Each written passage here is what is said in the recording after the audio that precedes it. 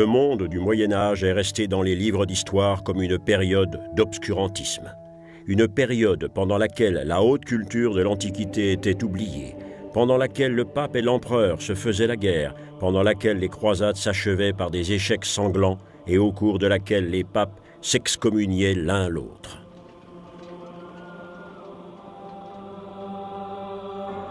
Et pourtant, au cours de cette période, transparaissait une pensée rayonnante, une pensée pour laquelle tout était ordonné, selon l'ordre divin. Ce concept allait être gravé dans la pierre, dans un puissant acte de foi. Ce seraient les cathédrales. Ces magnifiques monuments devaient représenter l'ordre divin, un avant-goût de la perfection divine. L'époque tout entière se reflète dans la construction des cathédrales, sa foi, sa richesse et ses connaissances. Les architectes transformaient la vitalité et l'enthousiasme de leur temps en dentelle de pierre. Le compas était l'emblème du métier et du savoir de ces brillants esprits. Hugues Libergier était l'un d'entre eux.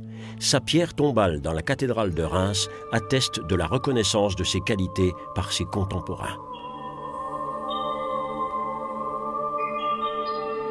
Au cours des siècles précédents, les architectes restaient anonymes, inconnus. Avec l'ère gothique, ils allaient sortir de l'ombre de l'histoire. Leur création liant la terre au ciel leur donnait une nouvelle dimension. La hardiesse de leur architecture exigeait le recours à de nouvelles techniques de construction. Précédemment, des murs épais et massifs soutenaient le poids des voûtes. Ils allaient les remplacer par un système sophistiqué d'ogives extrêmement épurées, chargé de détourner la force de pousser des voûtes vers des arcs-boutants extérieurs. Cette révolution permettait de percer les murs de fenêtres rayonnantes. Il n'existait aucune académie pour les architectes, aucun modèle théorique d'analyse des forces. L'architecture était une science purement empirique.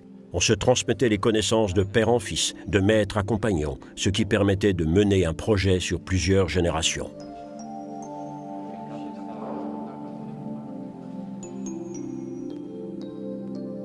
Leur conception était tellement ambitieuse que les cathédrales gothiques sont des chantiers éternels. Certains maîtres architectes du Moyen-Âge nous ont heureusement laissé quelques ouvrages permettant de mieux appréhender l'avancement de leurs connaissances.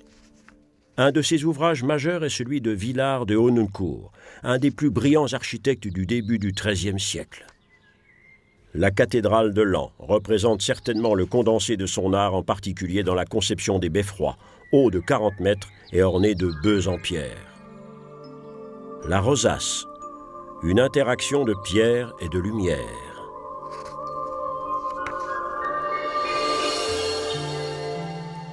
Cette légèreté de la pierre n'était possible que grâce au talent et au travail des artisans.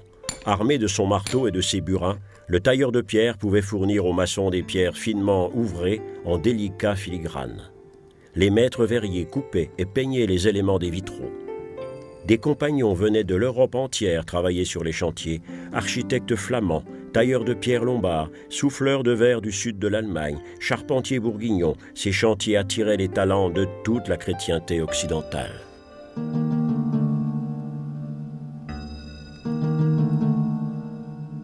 La construction des cathédrales exigeait de ses constructeurs une très grande maîtrise de leur art et l'extrême persévérance de généreux financiers.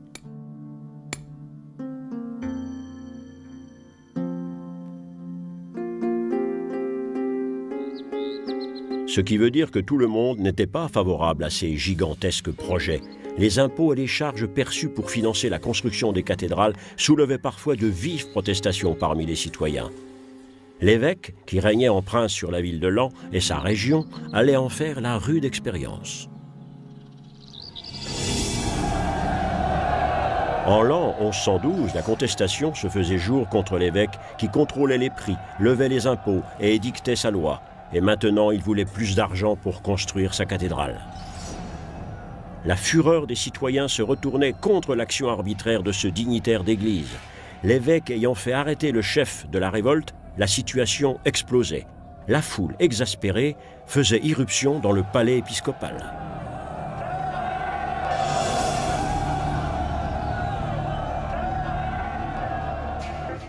La magnificence de la cathédrale était devenue une pomme de discorde, le déclencheur d'une révolte sociale. Les évêques n'étaient souvent rien d'autre que les puissants gouverneurs du roi. L'argent leur importait plus que la prière et le spirituel n'était que trop souvent la façade de leur pouvoir temporel. Le peuple laissait éclater sa fureur. L'évêque de Laon était traîné dans la rue et battu à mort.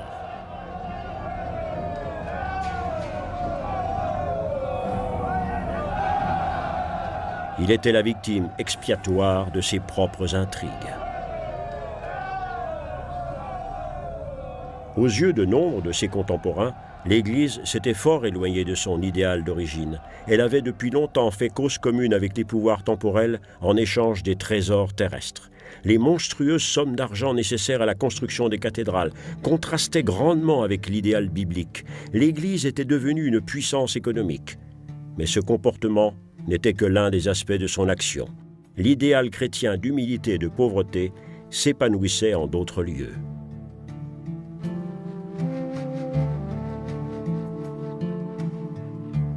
Au Moyen Âge, le plus grand monastère de l'Occident chrétien se trouvait à Cluny, au centre de la France.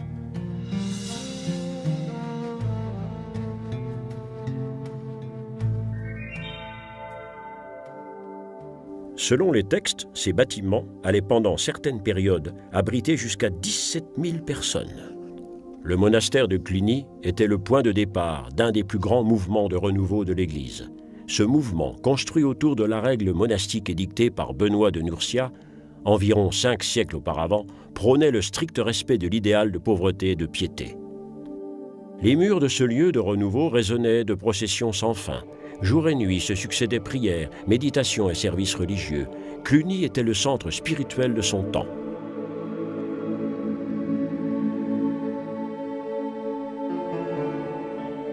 La réforme clunisienne de l'Église allait partiellement abattre les structures de pouvoir temporel fermement établies de l'Occident chrétien. Ce mouvement répondait à la demande d'une grande partie des chrétiens de refuser la mainmise du pouvoir politique sur l'Église. L'Église devait se libérer de la toute-puissance des empereurs et des rois, le bras du pouvoir séculier ayant par trop pénétré les structures ecclésiastiques. À son apogée, ce mouvement allait compter plus de 1000 monastères.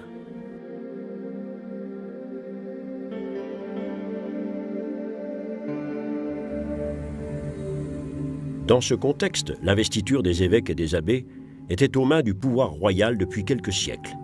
Et cette tradition donnait lieu à des excès épouvantables, les puissants installant aux postes ecclésiastiques les plus profitables leurs favoris et amis politiques.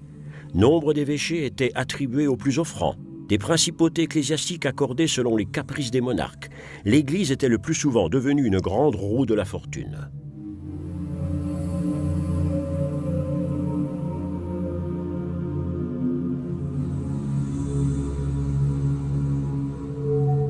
Le problème de l'influence résultant de la réunion dans une même main du pouvoir spirituel et de l'argent n'était pas nouveau. Les actes des apôtres dans le Nouveau Testament dénonçaient déjà de telles pratiques. On y trouve le cas d'un certain Simon qui aurait voulu acheter à Saint-Pierre le pouvoir de conférer les dons du Saint-Esprit. Depuis lors, la vente des charges d'Église est appelée simonie. La décrépitude de la moralité ecclésiastique a été illustrée avec un grand amour du détail dans les stalles du chœur de la cathédrale de Cologne. Ces caricatures du XIIIe siècle dénoncent les orgies dans les cloîtres, les liaisons amoureuses entre nonnes et moines, les fêtes lubriques mêlant ostentation, musique et danse. Ces figures reflètent de manière sarcastique les comportements de l'époque. Le comportement simoniaque, le commerce des charges ecclésiastiques, était dangereux pour la crédibilité de l'Église. Était-ce donc le devoir des évêques de s'occuper des questions temporelles? Qui était détenteur de l'autorité suprême sur la terre, le pape ou l'empereur? Cette controverse allait agiter tout le Moyen Âge. Des milliers de documents précieux sont entreposés dans la bibliothèque Vaticane à Rome. Dans ces archives se trouve la bulle papale de mars 1075, grâce à laquelle Grégoire VII cherchait à mettre un terme à cette vieille querelle.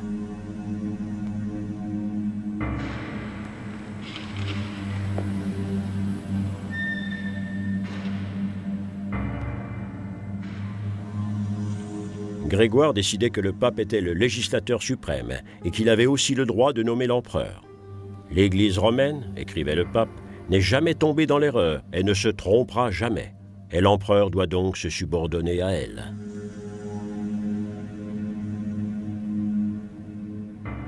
Pour l'empereur allemand, Henri IV, ce papier était une véritable provocation. Il rejetait sans compromis les demandes de Grégoire. De plus, il exigeait l'abdication du pape.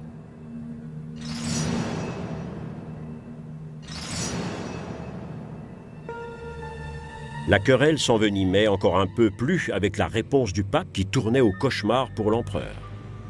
Pour l'honneur et la protection de la Sainte Église romaine, au nom de Dieu Tout-Puissant, j'abolis le pouvoir de l'empereur Henri sur la totalité du royaume d'Italie et d'Allemagne. Je libère tous les chrétiens du serment d'allégeance qu'ils lui ont fait. J'interdis à quiconque de continuer à le servir comme le roi.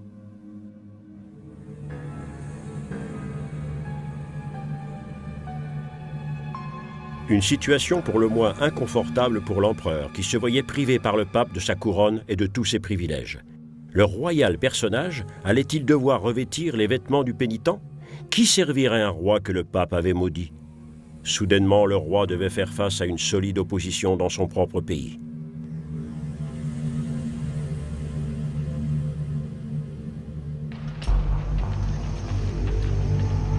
L'empereur décidait de se rendre en Italie pour régler son conflit avec le pape. Cette expédition allait passer à la postérité comme l'image du pouvoir temporel obligé de ramper jusqu'à la croix. Mais qu'en est-il vraiment de cette rencontre entre le roi et le pape? Henri a été très honorablement accueilli par ses partisans en Italie et une grande armée s'est rassemblée autour de lui. Tous voulaient déposer ce pape au nid. En apprenant l'arrivée de l'empereur en Italie, le pape s'est retiré au château de Canossa.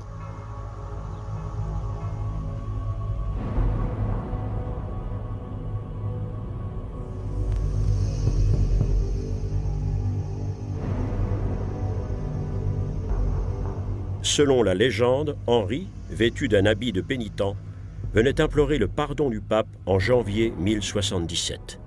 Dans cet équipage, Henri était censé faire repentance et reconnaître sa fidélité au christianisme. Vrai repentir ou mouvement tactique?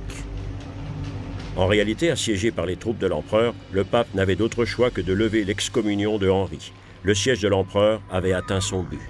Le pape, cependant, mettait à profit l'impression laissée par cet événement pour en donner sa propre version. Le roi est arrivé avec une petite suite. Il est resté aux portes du château dans un état pitoyable, nu-pieds et dans des vêtements misérables, nous priant en larmes de lui accorder l'absolution. Avec la marche à Canossa, jamais la papauté n'avait été aussi loin dans l'affirmation de sa prééminence sur le pouvoir politique.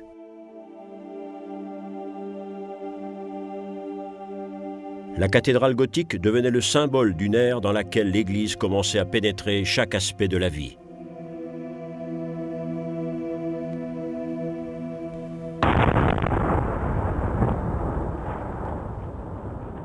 Aujourd'hui, dans les carrières de pierre de Pontoise, les explosifs et les machines font, en une journée, le travail exécuté alors par des centaines d'ouvriers.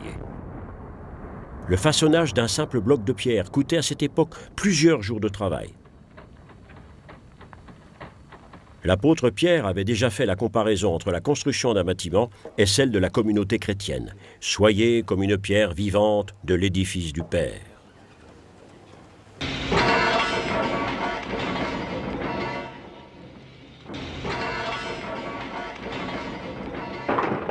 Le Moyen-Âge tenait le travail artisanal en haute estime. Construire était à l'image de l'ordre divin, un effort commun, une glorification, une prière commune. Cet ordre divin était aussi source de signification pour toutes les choses temporelles. Juste salaire pour la besogne et le sacrifice, position de l'individu dans la structure sociale, la justification de l'existence de l'individu dans le tout. Tout être et toute chose occupait une position prédestinée, projetée et ordonnée par la raison, comme le cosmos dans son entier. La cathédrale gothique était à l'image de la création divine.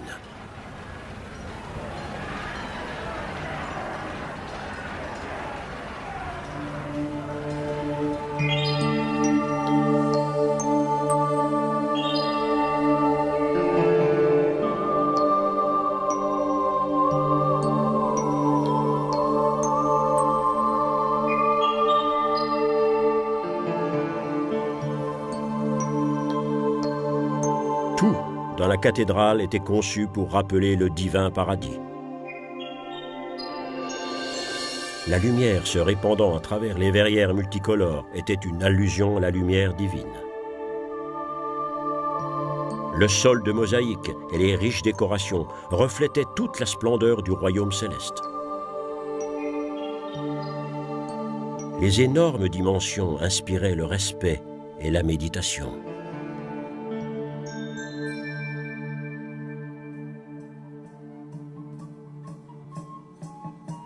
La ferveur religieuse stimulait les créateurs de ces constructions. Les conceptions devenaient de plus en plus audacieuses. Plus de 100 cathédrales étaient mises en chantier entre le XIIe et le XIIIe siècle. Et il n'était pas rare que ces hardies conceptions s'effondrent au beau milieu de leur construction. Ce serait le cas du chœur et de la tour de la cathédrale de Beauvais, prévue pour être la plus haute cathédrale de toute la chrétienté. Aujourd'hui, seul le chœur reconstruit de la cathédrale est préservé. Mais il nous donne une idée de l'ambition illimitée de ces constructeurs.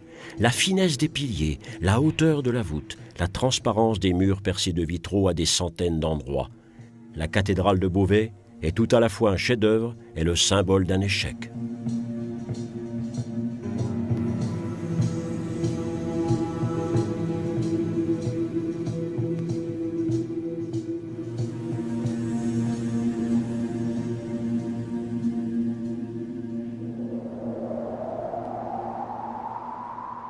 Les cathédrales gothiques sont des chantiers interminables. Encore et toujours, ces vieilles constructions nécessitent de recevoir des pierres neuves.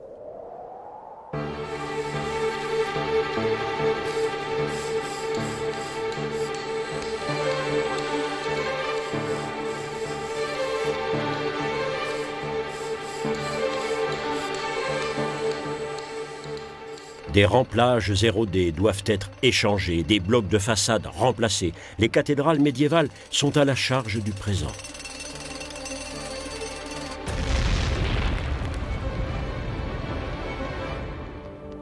Les cathédrales du Moyen-Âge ont besoin d'un entretien constant, comme la célèbre cathédrale de Chartres, déclarée patrimoine mondial de l'humanité par l'UNESCO. La cabane de chantier est sa plus fidèle compagne depuis 900 ans, sans interruption.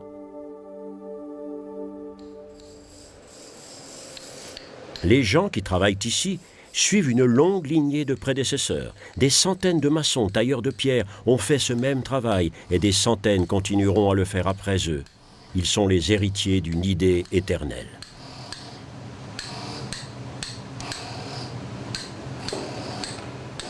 On conserve avec soin les plus anciennes traditions. De même que le maître verrier du XIIe siècle assemblait les plus minuscules pièces de verre pour former ces gigantesques vitraux, de même en est-il aujourd'hui de son successeur.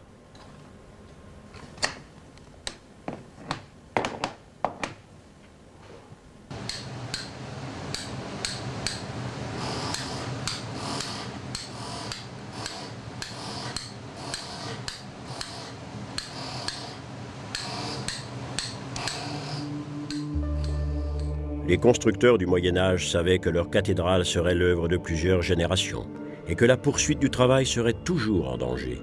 Les risques financiers étaient énormes, les tensions physiques colossales et la vie et les membres toujours à la merci d'un accident.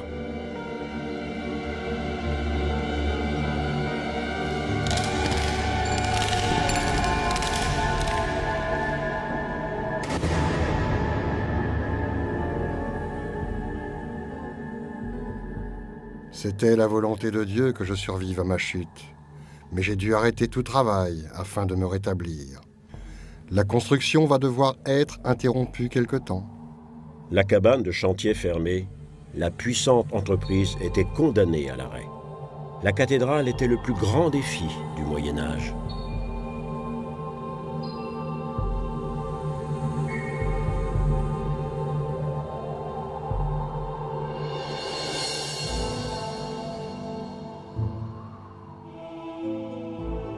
Les peuples du Moyen-Âge s'étaient dressés pour ce défi.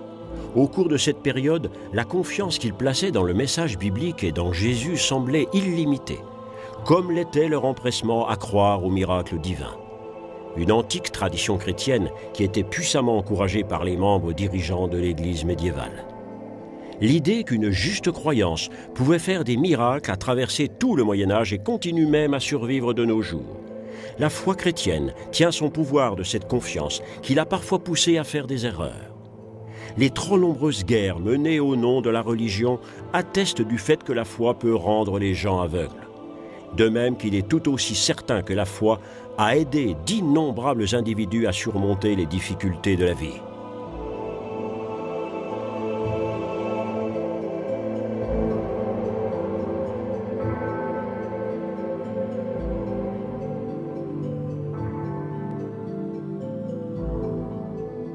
Au Moyen-Âge, la foi grandissait certes à l'ombre des cathédrales, mais elle s'épanouissait aussi sur les routes des grands pèlerinages. La tradition dit que le pèlerinage est une prière que l'on dit avec ses pieds. Il arrivait à l'époque que le voyage devienne un but en soi. Comme le disait le guide médiéval du pèlerin, « Si tu vas à Jérusalem, porte un branchage comme signe de reconnaissance. Mais si tu vas à Saint-Jacques-de-Compostelle, munis-toi d'un coquillage. » Au tournant du premier millénaire, des individus partaient sur les chemins, pendant des mois ou même pendant des années, pour la plus grande gloire de la religion. Mais au cours du haut Moyen-Âge, ces croyants isolés s'étaient mués en multitudes qui sillonnaient toute l'Europe pour remercier un saint par ferveur religieuse ou plus simplement pour fuir des conditions de vie désespérées. 3 lieux principaux attiraient les fidèles comme des aimants. Jérusalem et le Saint-Sépulcre.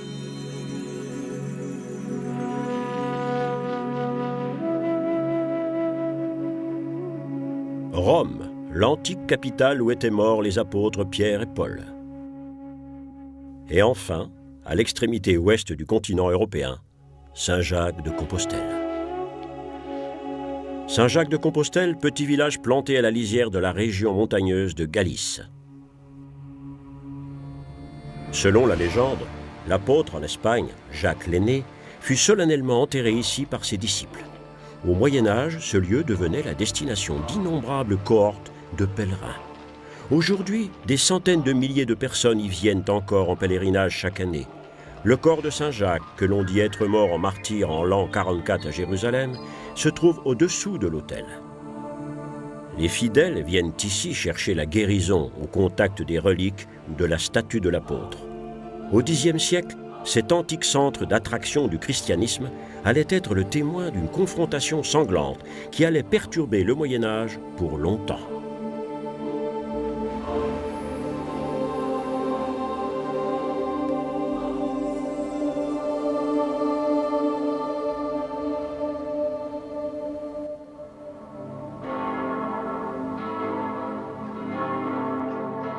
En l'an 997, les cloches de Santiago se mettaient à sonner à toute volée pour avertir d'une attaque des troupes musulmanes. Mais il était trop tard. Les soldats du calife avaient déjà pénétré dans la ville.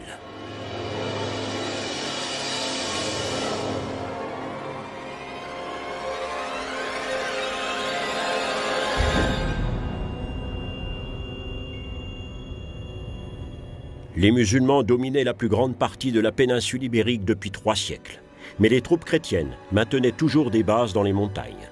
Compostelle était l'une des dernières d'entre elles. Les Arabes chassaient les chrétiens de leurs campements. Les forces du calife détruisaient leurs quartiers.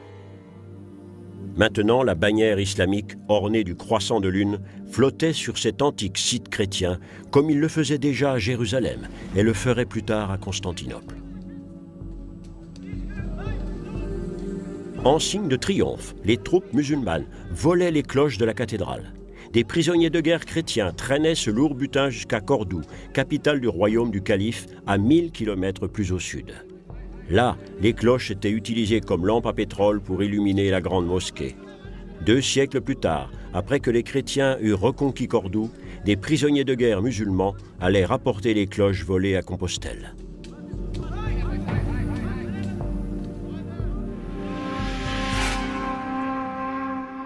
Les musulmans avaient envahi une grande partie de la péninsule ibérique au 8e siècle. Les derniers n'en partiraient que 7 siècles plus tard.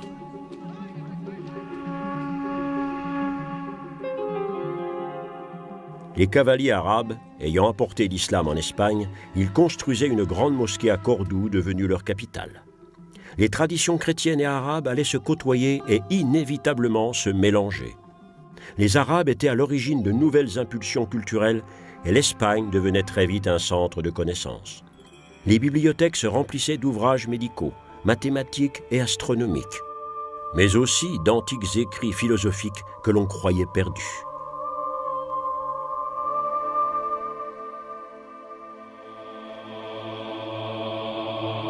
Les écrits étaient traduits en utilisant un processus un peu spécial de traduction simultanée. Généralement, un juif lisait les textes arabes à haute voix. Un espagnol qui parlait arabe traduisait les textes directement dans sa langue maternelle. Un savant latiniste ayant lui-même connaissance de la langue espagnole le traduisait simultanément en latin à l'intention d'un scribe qui le transcrivait au fur et à mesure. Un parfait exemple de collaboration culturelle.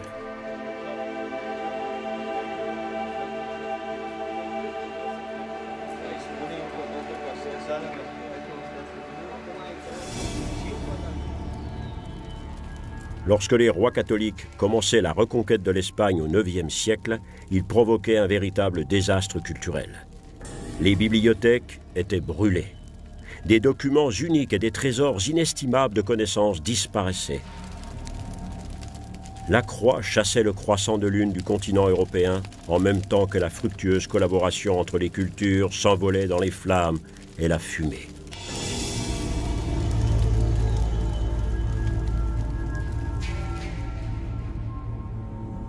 Le conflit avec l'islam allait dominer tout le cours du monde médiéval.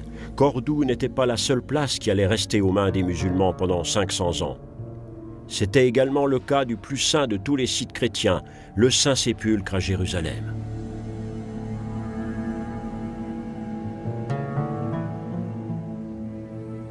C'est à Jérusalem, la ville sainte, que l'histoire de la chrétienté avait commencé. C'est là que Jésus est mort pour délivrer son message d'essence divine. Mais depuis le 7e siècle, les mosquées dominaient la silhouette de la ville. L'appel du muezzin avait remplacé la prière chrétienne.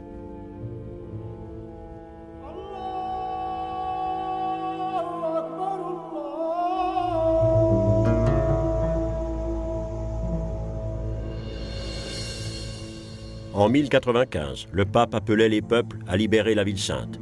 Les forces franques et normandes mettaient 3 ans pour atteindre Jérusalem. L'expédition tant glorifiée devenait une descente en enfer et le pieux voyage en Terre Sainte un long massacre.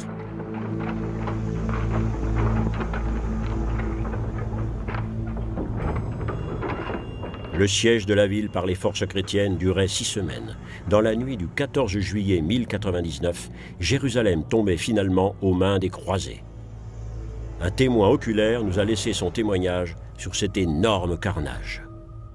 Peu après notre intrusion, tous les défenseurs se sont enfuis des murs vers la ville et nos gens les ont poursuivis, les chassant devant eux, les tuant et les taillant en pièces avec leurs épées jusqu'au temple de Salomon. Le massacre était tel que nos gens pataugeaient dans le sang jusqu'aux chevilles. Suite à quoi, les croisés ont envahi la ville, pillant toutes les maisons qui débordaient de richesses.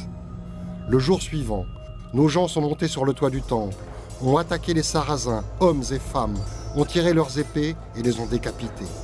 La ville entière était remplie de cadavres.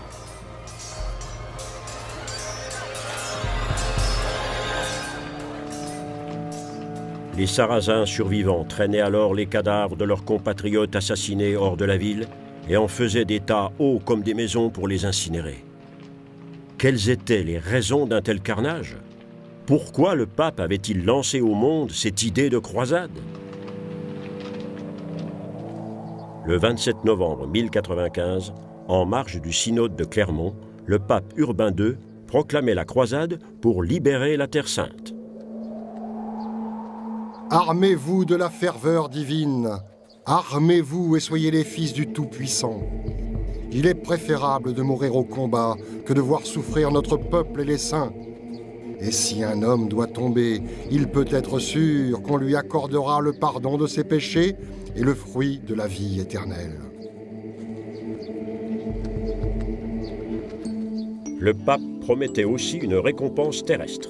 La population avait en grande partie manquaient les fruits du développement économique de l'époque, et beaucoup espéraient bien faire fortune lors de ce pèlerinage armé à Jérusalem. La fatidique proclamation du pape se répandait d'abord en France « Dieu le veut ».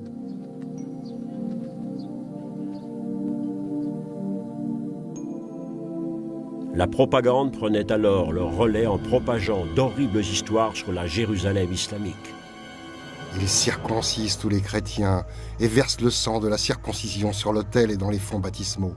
Ils s'amusent à éventrer leurs ennemis.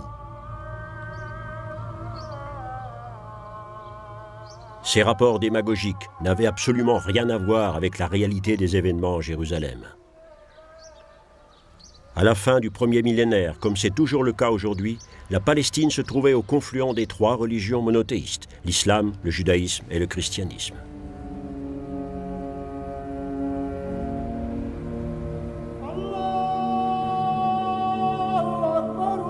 L'appel du muezzin résonnait sur le mont du Temple. « Allahu Akbar » Dieu est grand. Cet appel ne troublait aucunement ni les marchands juifs, ni les processions de chrétiens qui déambulaient dans les rues. Il existait aussi nombre de minorités religieuses, de croyants venus du monde entier vers ce chaudron religieux qu'était Jérusalem. La conquête arabe de Jérusalem au 7e siècle n'avait eu aucune conséquence significative pour les gens professant une autre foi. Ils n'avaient pas été chassés, n'avaient pas été obligés de se convertir à l'islam. Ils devaient acquitter des impôts spécifiques aux juifs et aux chrétiens, mais les musulmans ne les empêchaient pas de pratiquer leur religion. La tolérance régnait sur la Jérusalem arabe.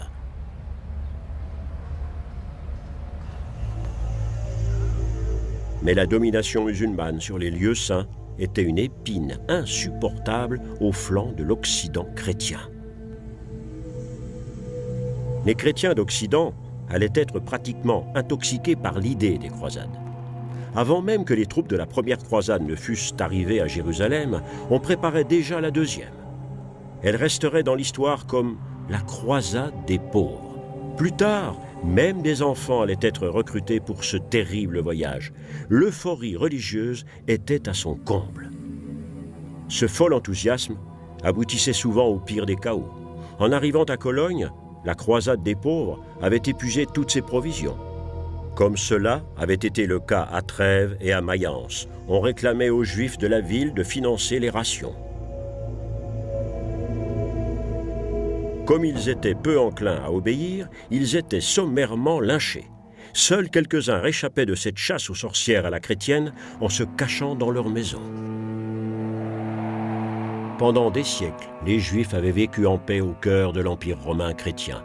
Il y avait des quartiers juifs, des rues juives, des cimetières juifs. Les Juifs étaient la seule minorité tolérée dans le monde chrétien. Ils bénéficiaient même de la protection personnelle de l'empereur. Mais ce qui était garanti sur papier allait se révéler de bien peu de valeur en face d'une telle situation. Quand tout va mal, les Juifs deviennent les boucs émissaires. Dans les villes sur le Rhin, des milliers d'entre eux étaient abattus. Les évêques auraient pu les protéger, mais devant ces foules haineuses et fanatiques, ils les abandonnaient à leur sort. Les pogroms juifs devenaient une des conséquences des croisades.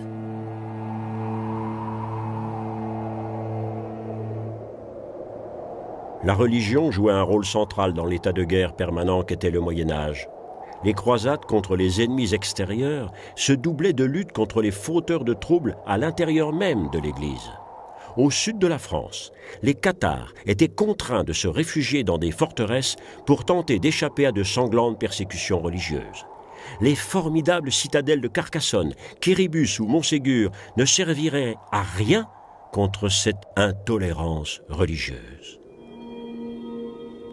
Les Cathares étaient incapables de se sauver devant la barbarie des forces papistes qui détruisaient les infidèles jusqu'au dernier. De quel crime étaient-ils donc coupables ? Dans le Nouveau Testament, les Cathares se référaient de préférence à l'Évangile selon saint Jean et au livre des Révélations. Ils pratiquaient la pauvreté et la vie ascétique des apôtres. Ils abominaient toutes les choses de la chair et croyaient que Jésus était un ange.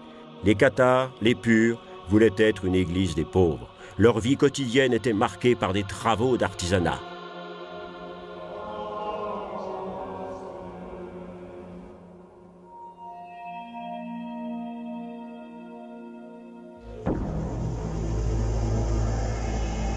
La persécution de l'Église romaine menée par Simon de Beaufort au nom du roi de France allait être impitoyable.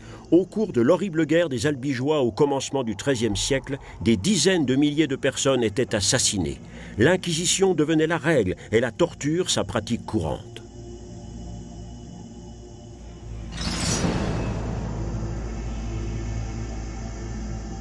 Des interrogatoires inhumains avaient lieu dans cette tour de la forteresse de Carcassonne. Les inquisiteurs forçaient les confessions et les aveux du catharisme valaient condamnation à être brûlés vifs. Les victimes étaient enchaînées pendant des jours dans des conditions épouvantables jusqu'à l'agonie pour qu'à la fin, elles révèlent les noms de leurs congénères.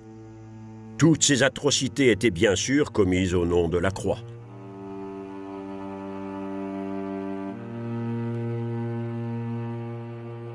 Voulu comme le symbole d'assujettissement de toute une province, le pape Innocent III lançait la construction de la cathédrale de Narbonne. La population avait été presque annihilée. Il faudrait des siècles pour que la culture occitane française se remette. Les châteaux cathares étaient rasés les uns après les autres. Montségur, dernier bastion du soulèvement, était détruit en 1244. La puissante Église romaine avait préservé son unité grâce à l'efficace collaboration du pouvoir temporel. En Orient, l'Église romaine semblait également avoir triomphé. Les croisés avaient été capables d'installer des principautés chrétiennes à Antioche, Tripoli et la Jérusalem islamique étaient transformées en royaume chrétien. Mais ce succès allait être de courte durée. La résistance arabe s'était organisée et les succès militaires au quotidien ne pouvaient pas se perpétuer très longtemps aussi loin de ses bases occidentales. L'année qui voyait la défaite définitive des Cathares était également celle qui voyait le triomphe des armées musulmanes.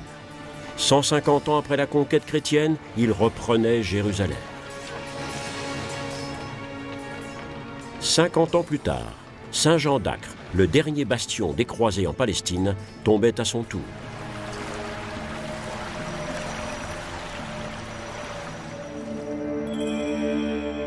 Le rêve d'un retour de la Terre Sainte sous autorité de l'Église valait-il tous ces morts et ces sacrifices? Ce rêve n'était-il pas, après tout, que l'expression d'une folie religieuse qui avait dominé toute la période du Moyen-Âge? Aujourd'hui, les silhouettes des cathédrales se dressent fièrement au-dessus des villes de l'Europe catholique. Elles sont les impressionnants symboles de la force artistique de la foi et de l'outrecuidante influence de l'Église. Mais elles sont aussi un signe d'avertissement envers une foi si présomptueuse qu'elle désirait atteindre le ciel.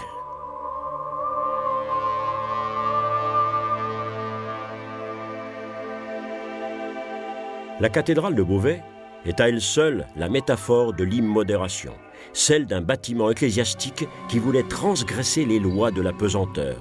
Tel était le projet démesuré de ses auteurs, une splendide cathédrale dont la tour de 150 mètres aurait fait de ce bâtiment le plus haut du monde médiéval chrétien.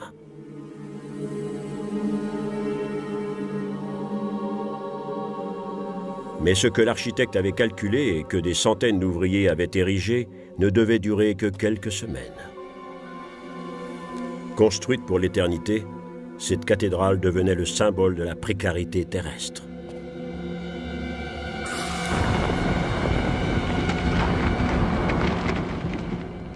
Aujourd'hui, la cathédrale ressemble à un corps tronqué. À la fin du Moyen-Âge, les peuples commençaient à réaliser que les bâtiments ecclésiastiques n'étaient pas les seuls à se dégrader. L'Église, bien qu'institutionnellement puissante, ne l'était plus autant dans le cœur des masses. François d'Assise, l'homme qui vivait en mendiant, allait montrer le chemin d'une nouvelle foi. Son enseignement, tout d'humilité et de pauvreté chrétienne, était une opportunité énorme, mais aussi explosive, qui allait donner une nouvelle impulsion au christianisme. La construction des grandes cathédrales était-elle une utopie? Le symbole d'une croyance détournée de ses idéaux primitifs, poussée jusqu'à l'extrême d'une dangereuse ferveur religieuse? Les peuples et l'Église du Moyen-Âge semblait s'être éloigné de plus en plus des valeurs profondes du christianisme. Les calculs politiques et les intérêts de pouvoir avaient recouvert le message chrétien. Mais ce message, n'était-il pas aussi la source de cette énergie colossale, de cette foi capable aussi bien de changer les choses que de les représenter en construisant ces puissants symboles qu'étaient les cathédrales? Les symboles mystérieux d'une recherche infinie de la vérité qui dure depuis plus de 2 millénaires.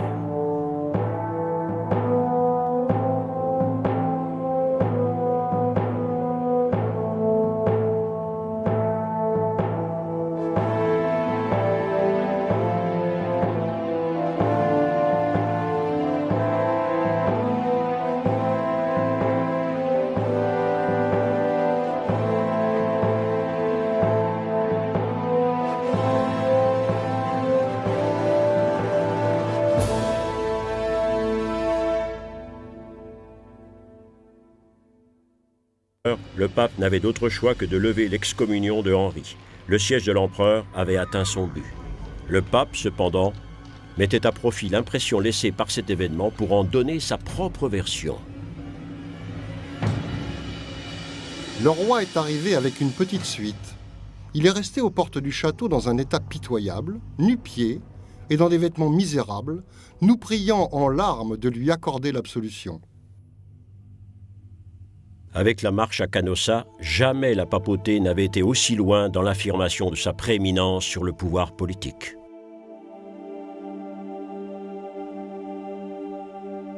La cathédrale gothique devenait le symbole d'une ère dans laquelle l'Église commençait à pénétrer chaque aspect de la vie.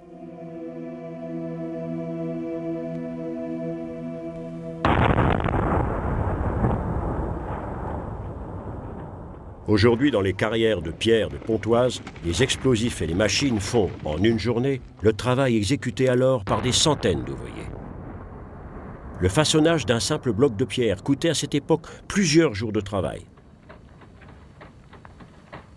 L'apôtre Pierre avait déjà fait la comparaison entre la construction d'un bâtiment et celle de la communauté chrétienne. « Soyez comme une pierre vivante de l'édifice du Père ».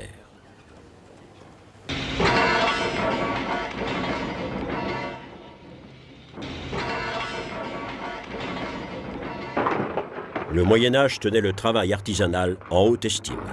Construire était à l'image de l'ordre divin, un effort commun, une glorification, une prière commune. Cet ordre divin était aussi source de signification pour toutes les choses temporelles. Juste salaire pour la besogne et le sacrifice, position de l'individu dans la structure sociale, la justification de l'existence de l'individu dans le tout. Tout être et toute chose occupait une position prédestinée, projetée et ordonnée par la raison, comme le cosmos dans son entier.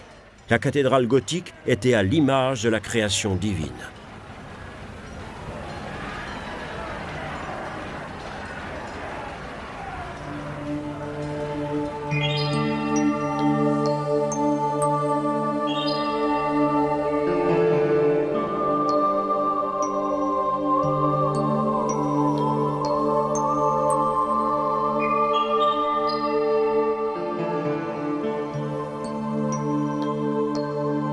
Tout dans la cathédrale était conçu pour rappeler le divin paradis. La lumière se répandant à travers les verrières multicolores était une allusion à la lumière divine. Le sol de mosaïque et les riches décorations reflétaient toute la splendeur du royaume céleste. Les énormes dimensions inspirent. En 1095, le pape appelait les peuples à libérer la ville sainte. Les forces franques et normandes mettaient 3 ans pour atteindre Jérusalem.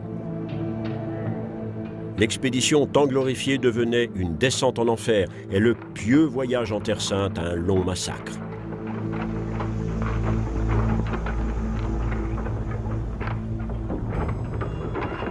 Le siège de la ville par les forces chrétiennes durait 6 semaines. Dans la nuit du 14 juillet 1099, Jérusalem tombait finalement aux mains des croisés. Un témoin oculaire nous a laissé son témoignage sur cet énorme carnage.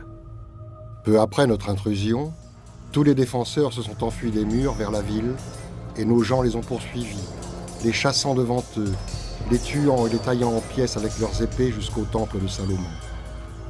Le massacre était tel que nos gens pataugeaient dans le sang jusqu'aux chevilles. Suite à quoi, les croisés ont envahi la ville, pillant toutes les maisons qui débordaient de richesses. Le jour suivant, nos gens sont montés sur le toit du temple, ont attaqué les Sarrasins, hommes et femmes, ont tiré leurs épées et les ont décapités. La ville entière était remplie de cadavres.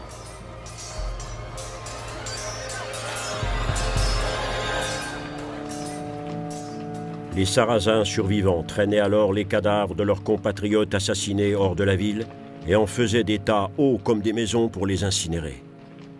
Quelles étaient les raisons d'un tel carnage? Pourquoi le pape avait-il lancé au monde cette idée de croisade? Le 27 novembre 1095, en marge du synode de Clermont, le pape Urbain II proclamait la croisade pour libérer la Terre Sainte. Armez-vous de la ferveur divine, armez-vous et soyez les fils du Tout-Puissant. Il est préférable de mourir au combat que de voir souffrir notre peuple et les saints. Et si un homme doit tomber, il peut être sûr qu'on lui accordera le pardon de ses péchés et le fruit de la vie éternelle.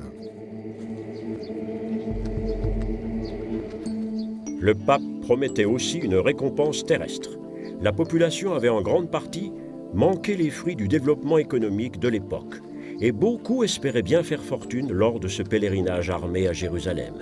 La fatidique proclamation du pape se répandait d'abord en France « Dieu le veut ».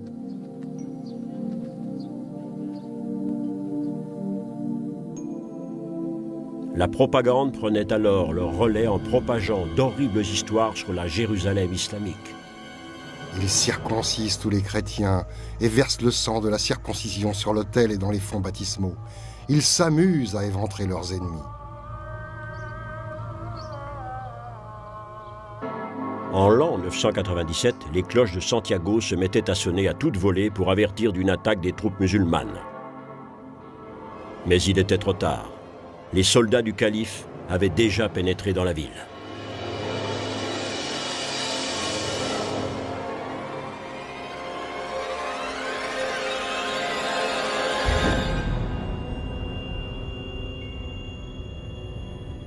Les musulmans dominaient la plus grande partie de la péninsule ibérique depuis 3 siècles. Mais les troupes chrétiennes maintenaient toujours des bases dans les montagnes. Compostelle était l'une des dernières d'entre elles. Les Arabes chassaient les chrétiens de leurs campements. Les forces du calife détruisaient leurs quartiers. Maintenant, la bannière islamique, ornée du croissant de lune, flottait sur cet antique site chrétien, comme il le faisait déjà à Jérusalem et le ferait plus tard à Constantinople. En signe de triomphe, les troupes musulmanes volaient les cloches de la cathédrale. Des prisonniers de guerre chrétiens traînaient ce lourd butin jusqu'à Cordoue, capitale du royaume du calife, à 1000 km plus au sud. Là, les cloches étaient utilisées comme lampes à pétrole pour illuminer la grande mosquée.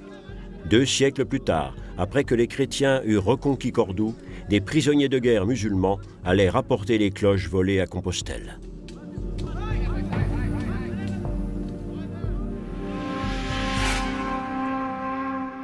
Les musulmans avaient envahi une grande partie de la péninsule ibérique au 8e siècle.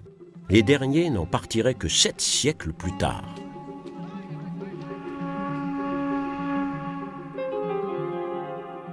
Les cavaliers arabes, ayant apporté l'islam en Espagne, ils construisaient une grande mosquée à Cordoue, devenue leur capitale. Les traditions chrétiennes et arabes allaient se côtoyer et inévitablement se mélanger. Les Arabes étaient à l'origine de nouvelles impulsions culturelles et l'Espagne devenait très vite un centre de connaissances. Les bibliothèques se remplissaient d'ouvrages médicaux, mathématiques et astronomiques, mais aussi d'antiques écrits philosophiques que l'on croyait perdus.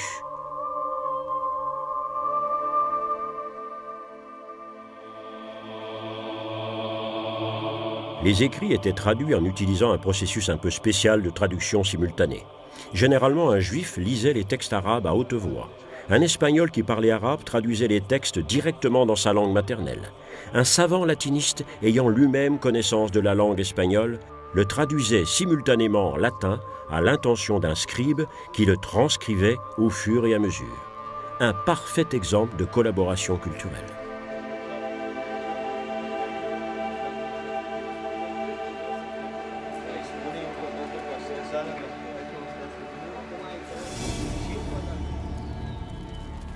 Lorsque les rois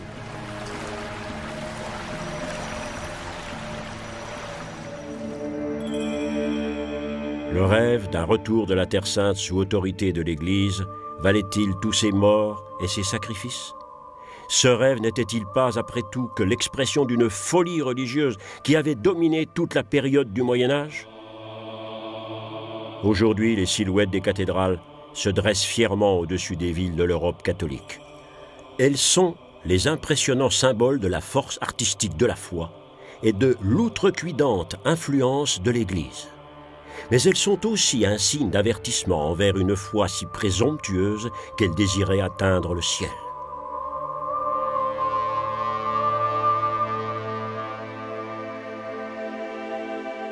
La cathédrale de Beauvais est à elle seule la métaphore de l'immodération, celle d'un bâtiment ecclésiastique qui voulait transgresser les lois de la pesanteur. Tel était le projet démesuré de ses auteurs, une splendide cathédrale dont la tour de 150 mètres aurait fait de ce bâtiment le plus haut du monde médiéval chrétien.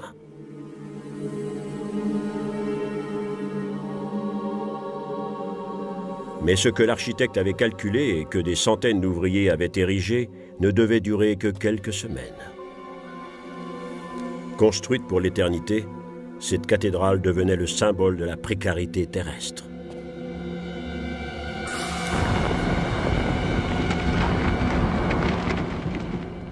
Aujourd'hui, la cathédrale ressemble à un corps tronqué.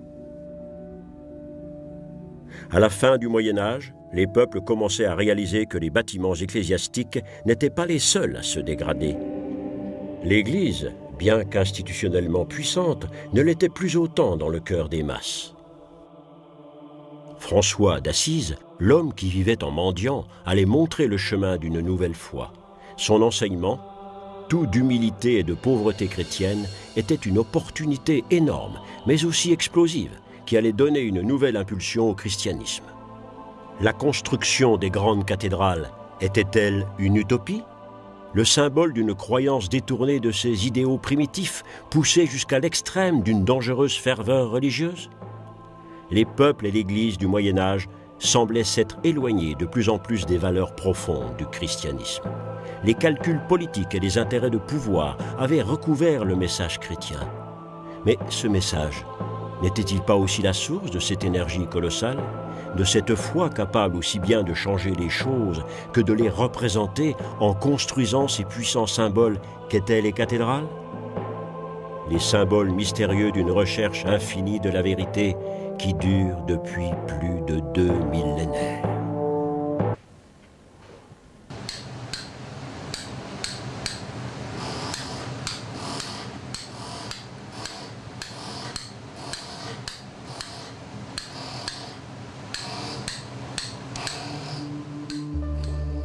Les constructeurs du Moyen-Âge savaient que leur cathédrale serait l'œuvre de plusieurs générations et que la poursuite du travail serait toujours en danger.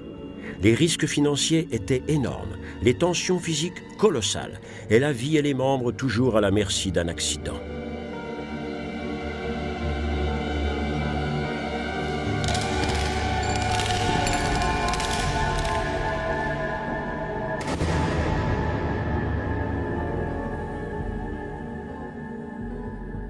C'était la volonté de Dieu que je survive à ma chute, mais j'ai dû arrêter tout travail afin de me rétablir.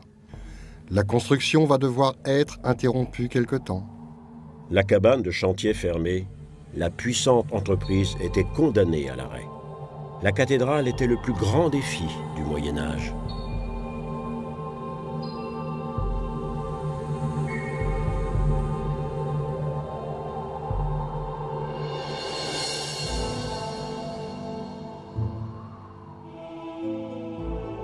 Les peuples du Moyen-Âge s'étaient dressés pour ce défi. Au cours de cette période, la confiance qu'ils plaçaient dans le message biblique et dans Jésus semblait illimitée, comme l'était leur empressement à croire au miracle divin. Une antique tradition chrétienne qui était puissamment encouragée par les membres dirigeants de l'Église médiévale. L'idée qu'une juste croyance pouvait faire des miracles a traversé tout le Moyen-Âge et continue même à survivre de nos jours. la foi chrétienne tient son pouvoir de cette confiance qui l'a parfois poussé à faire des erreurs. Les trop nombreuses guerres menées au nom de la religion attestent du fait que la foi peut rendre les gens aveugles. De même qu'il est tout aussi certain que la foi a aidé d'innombrables individus à surmonter les difficultés de la vie.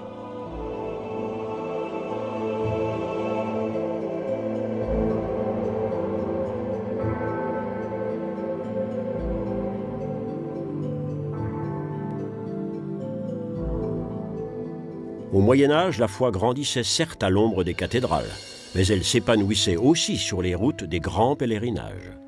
La tradition dit que le pèlerinage est une prière que l'on dit avec ses pieds.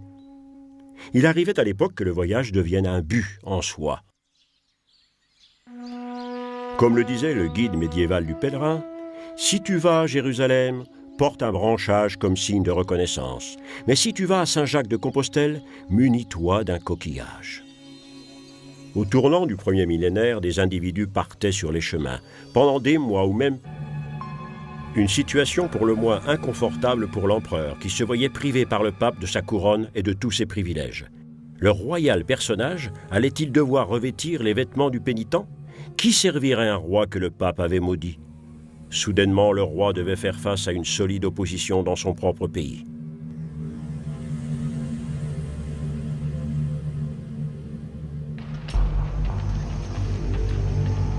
L'empereur décidait de se rendre en Italie pour régler son conflit avec le pape. Cette expédition allait passer à la postérité comme l'image du pouvoir temporel obligé de ramper jusqu'à la croix. Mais qu'en est-il vraiment de cette rencontre entre le roi et le pape? Henri a été très honorablement accueilli par ses partisans en Italie et une grande armée s'est rassemblée autour de lui. Tous voulaient déposer ce pape au nid. En apprenant l'arrivée de l'empereur en Italie, le pape s'est retiré au château de Canossa.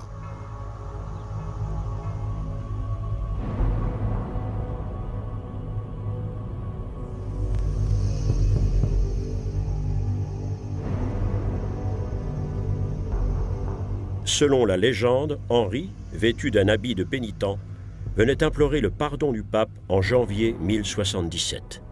Dans cet équipage, Henri était censé faire repentance et reconnaître sa fidélité au christianisme. Vrai repentir ou mouvement tactique? En réalité, assiégé par les troupes de l'empereur, le pape n'avait d'autre choix que de lever l'excommunion de Henri. Le siège de l'empereur avait atteint son but. Le pape, cependant, mettait à profit l'impression laissée par cet événement pour en donner sa propre version. Le roi est arrivé avec une petite suite. Il est resté aux portes du château dans un état pitoyable, nu-pieds et dans des vêtements misérables, nous priant en larmes de lui accorder l'absolution.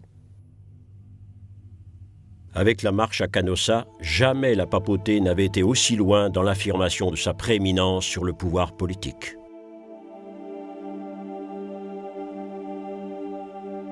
La cathédrale gothique devenait le symbole d'une ère dans laquelle l'Église commençait à pénétrer chaque aspect de la vie.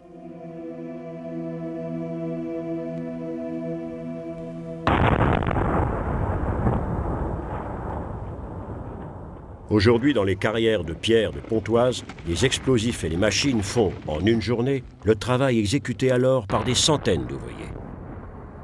Le façonnage d'un simple bloc de pierre coûtait à cette époque plusieurs jours de travail. L'apôtre Pierre avait déjà fait la comparaison entre la construction d'un bâtiment et celle de la communauté chrétienne. « Soyez comme une pierre vivante de l'édifice du Père ».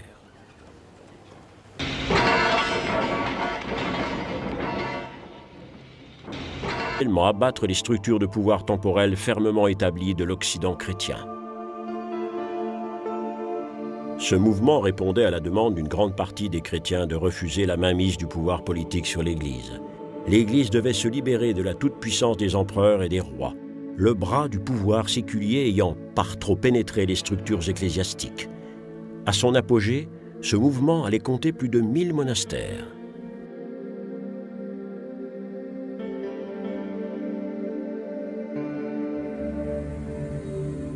Dans ce contexte, l'investiture des évêques et des abbés était aux mains du pouvoir royal depuis quelques siècles. Et cette tradition donnait lieu à des excès épouvantables, les puissants installant aux postes ecclésiastiques les plus profitables leurs favoris et amis politiques. Nombre d'évêchés étaient attribués aux plus offrants, des principautés ecclésiastiques accordées selon les caprices des monarques. L'Église était le plus souvent devenue une grande roue de la fortune.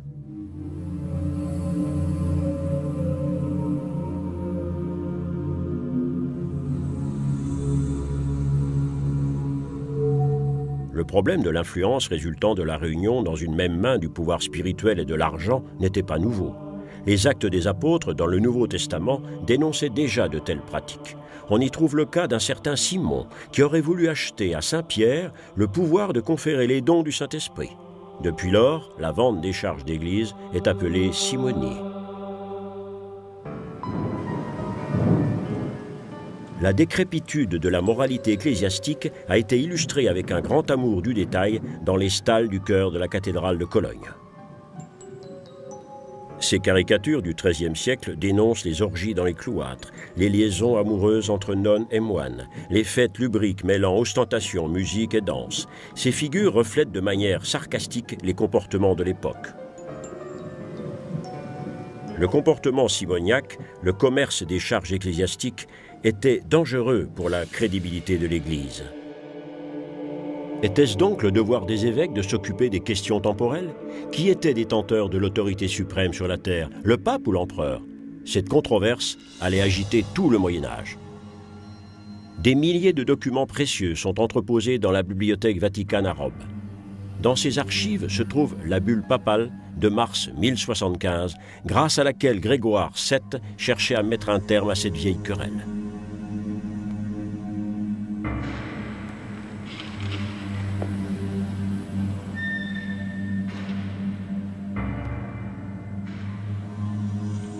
Grégoire décidait que le pape était le législateur suprême et qu'il avait aussi le droit de nommer l'empereur. L'Église romaine, écrivait le pape, n'est jamais tombée dans l'erreur et ne se trompera jamais. Et l'empereur doit donc se... Quelles étaient les raisons d'un tel carnage? Pourquoi le pape avait-il lancé au monde cette idée de croisade? Le 27 novembre 1095, en marge du synode de Clermont, le pape Urbain II proclamait la croisade pour libérer la Terre Sainte. Armez-vous de la ferveur divine, armez-vous et soyez les fils du Tout-Puissant. Il est préférable de mourir au combat que de voir souffrir notre peuple et les saints. Et si un homme doit tomber, il peut être sûr qu'on lui accordera le pardon de ses péchés et le fruit de la vie éternelle. Le pape promettait aussi une récompense terrestre. La population avait en grande partie manqué les fruits du développement économique de l'époque, et beaucoup espéraient bien faire fortune lors de ce pèlerinage armé à Jérusalem. La fatidique proclamation du pape se répandait d'abord en France « Dieu le veut ».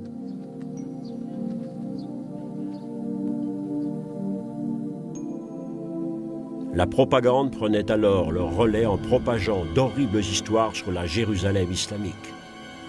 Ils circoncisent tous les chrétiens et versent le sang de la circoncision sur l'autel et dans les fonts baptismaux. Ils s'amusent à éventrer leurs ennemis. Ces rapports démagogiques n'avaient absolument rien à voir avec la réalité des événements en Jérusalem. À la fin du premier millénaire, comme c'est toujours le cas aujourd'hui, la Palestine se trouvait au confluent des trois religions monothéistes, l'islam, le judaïsme et le christianisme.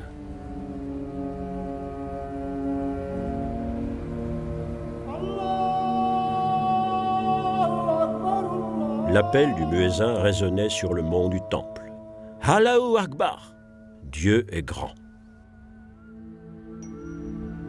Cet appel ne troublait aucunement ni les marchands juifs, ni les processions de chrétiens qui déambulaient dans les rues. Il existait aussi nombre de minorités religieuses, de croyants venus du monde entier vers ce chaudron religieux qu'était Jérusalem. La conquête arabe de Jérusalem au 7e siècle n'avait eu aucune conséquence significative pour les gens professant une autre foi. Ils n'avaient pas été chassés, n'avaient pas été obligés de se convertir à l'islam. Ils devaient acquitter des impôts spécifiques aux juifs et aux chrétiens, mais les musulmans ne les empêchaient pas de pratiquer leur religion. La tolérance régnait sur la Jérusalem arabe.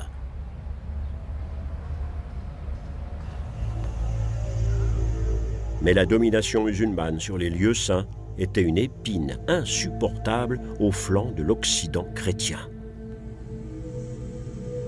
Les chrétiens d'Occident, Sarrasins, hommes et femmes, ont tiré leurs épées et les ont décapités.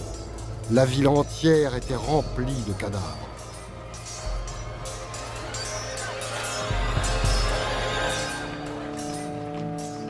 les Sarrasins survivants traînaient alors les cadavres de leurs compatriotes assassinés hors de la ville et en faisaient des tas hauts comme des maisons pour les incinérer. Quelles étaient les raisons d'un tel carnage? Pourquoi le pape avait-il lancé au monde cette idée de croisade? Le 27 novembre 1095, en marge du synode de Clermont, le pape Urbain II proclamait la croisade pour libérer la Terre Sainte.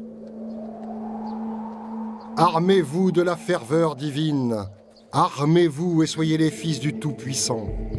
Il est préférable de mourir au combat que de voir souffrir notre peuple et les saints.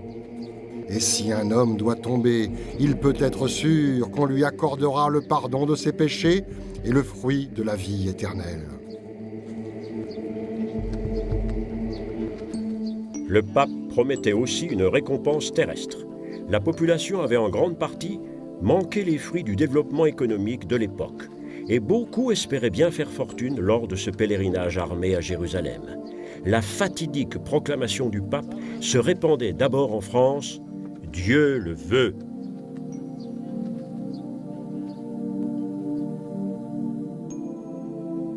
La propagande prenait alors le relais en propageant d'horribles histoires sur la Jérusalem islamique.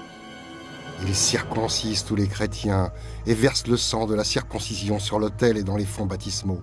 Ils s'amusent à éventrer leurs ennemis.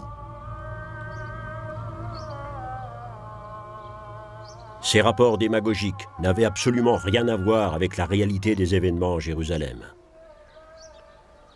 À la fin du premier millénaire, comme c'est toujours le cas aujourd'hui, la Palestine se trouvait au confluent des trois religions monothéistes, l'islam, le judaïsme et le christianisme.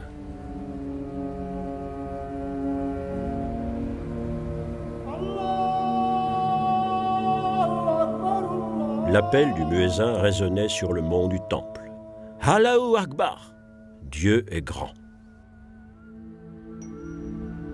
Cet appel ne troublait aucunement ni les marchands juifs, ni les processions de chrétiens qui déambulaient dans les rues. Il existait aussi nombre de minorités religieuses, de croyants venus du monde entier vers ce chaudron religieux qu'était Jérusalem. La conquête arabe de Jérusalem au 7e siècle n'avait eu aucune conséquence significative pour les gens professant une autre foi. Ils n'avaient pas été chassés, n'avaient pas été obligés de se convertir à l'islam. Ils devaient acquitter des impôts spécifiques aux juifs et aux chrétiens, mais les